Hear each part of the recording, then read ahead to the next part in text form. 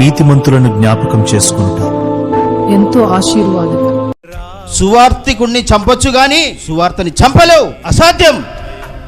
ఒక సువార్తికుడు చనిపోతే అనేక వేల లక్షల కోట్ల సువార్తికులు యేసు నామములో ప్రభు లేవనెత్తును గాక.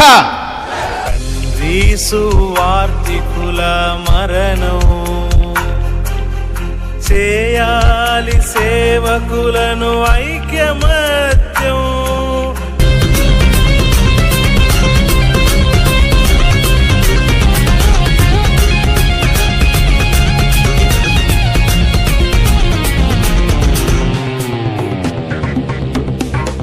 అరచేతిని అడ్డు పెట్టి నీతి సూర్యునాపలేరు, కలుషాత్ములు గోడ కట్టి వెలుగును బంధించలేరు, చతపురుగులు జతలు కట్టి ప్రళయాగ్నిని ఆర్పలేరు, మత ఛాందసవాదులు మా ఆత్మను చల్లార్చలేరు. కొడుతున్నా తిడుతున్నా ఎందరు భయపెడుతున్నా, నిడుతున్నా పడుతున్నా మానక ప్రకటిస్తున్నా, సువార్త ప్రకటన మా జన్మ హక్కురా, సువార్త వలనే జన్మించినామురా.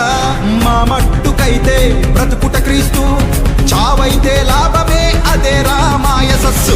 చేతిని అడ్డు పెట్టి కుటుంబానికి ఆదరణ కలుగ చేయండి తండ్రి.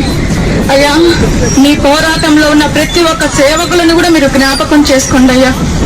ఒక్క అన్నతో కాదు తండ్రి, అన్న విషయంలో 1000 మందిని సువార్థికులను మీరు లేవనెత్తబోతున్నందుకు మీకు కృతజ్ఞతాస్తుతులయ్యా.